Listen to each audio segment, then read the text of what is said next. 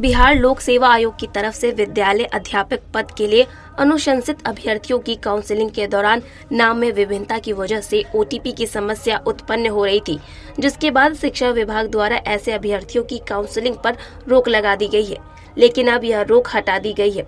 इस संदर्भ में माध्यमिक शिक्षा निदेशक कन्हैया प्रसाद श्रीवास्तव के हस्ताक्षर से निर्देश भी जारी कर दिया गया है।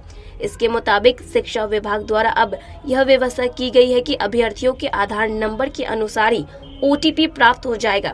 इसके मद्देनजर संबंधित अभ्यर्थियों को काउंसलिंग में उपस्थित होने को कहा गया है। बता दें कि शिक्षक अभ्यर्थियों की काउंसलिंग के दौरान कई लोगों के नाम की स्पेलिंग और गलत आधार नंबर सहित कई अन्य विसंगतियां सामने आई थी, जिसके बाद माध्यमिक शिक्षा निदेशक कन्हैया प्रसाद श्रीवास्तव ने बीते दिनों जिला शिक्षा पदाधिकारियों से कहा था कि ऐसे अभ्यर्थियों को विथ होल्ड कैटेगरी में डाल दिया जाए। साथ ही ऐसे अभ्यर्थियों से 2 विशेष दस्तावेज में कोई एक कागज उपलब्ध कराने के लिए कहा गया।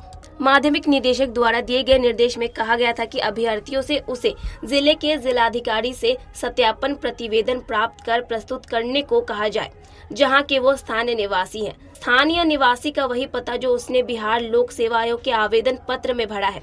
दूसरा, अगर यह कागज वह नहीं दे सकते तो किसी भी श्रेणी के न्यायिक दंडाधिकारी की तरफ से प्रति हस्ताक्षरित हलफनामा तैयार करे, जिसमें उनकी पहचान संबंधित पूर्व विवरण दी गई हो। शिक्षा विभाग ने सभी जिला शिक्षा पदाधिकारियों को निर्देश दिया है कि वह STET उत्तीर्ण संगीत शिक्षक अभ्यर्थियों की काउंसलिंग कराए। इसको लेकर माध्यमिक शिक्षा निदेशक कन्हैया प्रसाद श्रीवास्तव ने जिलों को पत्र लिखा है। उन्होंने कहा है कि पटना उच्च न्यायालय के आदेश के आलोक में इन शिक्षकों को शामिल करने का निर्णय लिया गया है। फिलहाल माध्यमिक निदेशक ने निर्देश दिया है कि न्यायालय के आदेश के मुताबिक STET उत्तीर्ण संगीत अभ्यर्थियों की काउंसलिंग कराए और नियमानुसार कार्यवाही करे। शिक्षक अभ्यर्थियों की काउंसलिंग प्रक्रिया दुर्गा पूजा की छुट्टी के बाद भी रविवार को जारी रही। 5वें दिन कक्षा 1 से 5 और +2 के केवल 500 शिक्षक अभ्यर्थियों की काउंसलिंग हुई।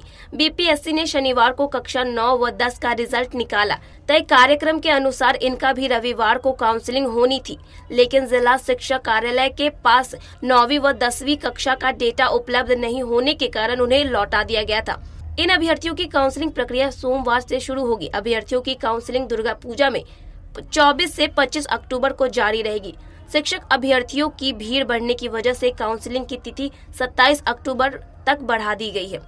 पटना हाई स्कूल गर्दनीबाग में चल रही शिक्षक अभ्यर्थियों की काउंसलिंग में बढ़ती भीड़ को देखते हुए बाहरी व्यक्ति व अभिभावकों को अंदर जाने पर रोक लगा दी गई है।